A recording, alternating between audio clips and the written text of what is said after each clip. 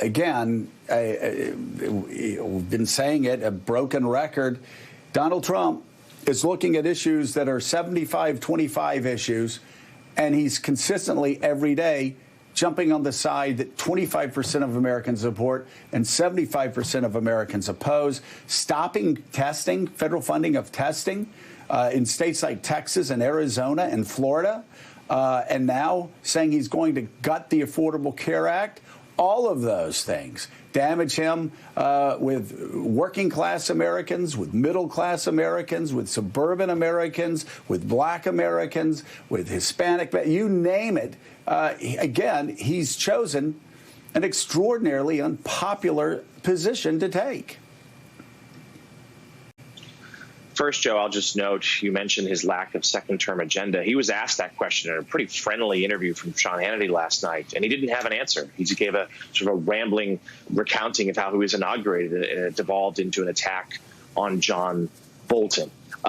What the president and his advisors have done, and let's be clear, let's be upfront about this. If we look at the battleground state polls, it's not working, at least right now. Their strategy is to double and triple down again on the base. The effort to repeal Obamacare is part of this. It was a 2016 campaign promise. Of course, it has not come to be just yet.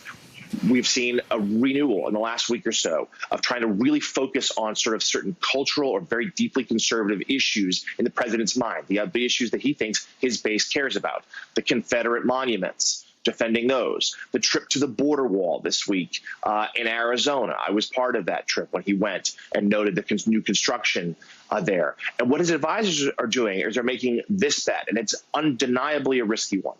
They think about 40% of the country really likes Donald Trump. And they feel like the other 60%, there's not a lot they can do to persuade them at this point. They feel like people's opinions of Trump are baked in. So their plan is, they believe that 40%, again, their estimate, of the country that likes him really likes him. They're enthusiastic.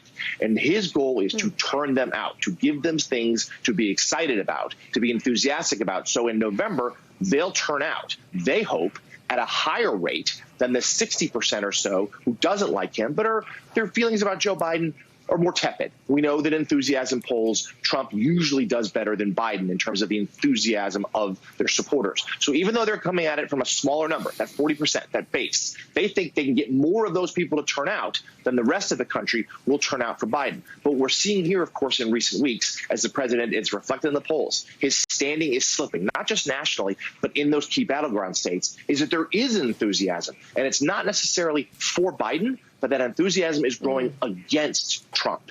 And that here is what is so tricky and risky about this play. But they feel like it's the only one they have. They don't think they can really change people's opinions of Trump, and that's why they're focusing on trying to please his base and try to drive up Joe Biden's negatives. Actually, what they also know is they can't change Trump.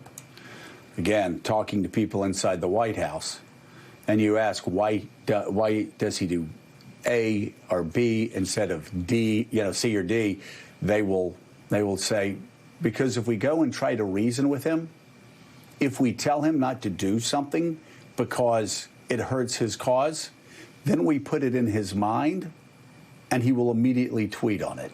They have absolutely no control of him, and they don't give him good advice on restraining from certain destructive behaviors that would hurt his campaign, hurt his White House, hurt the country, because, and they're right, if they put that thought in his head of not doing something that's destructive, then it's in his head and he will immediately do it. Double down. So they have no control over this candidate who, again, continues to pick the wrong side of a poll issue and pick this, being on the wrong side of history every day. And again, Mika, you just got to beg the question. We're going to show these polls. Yeah.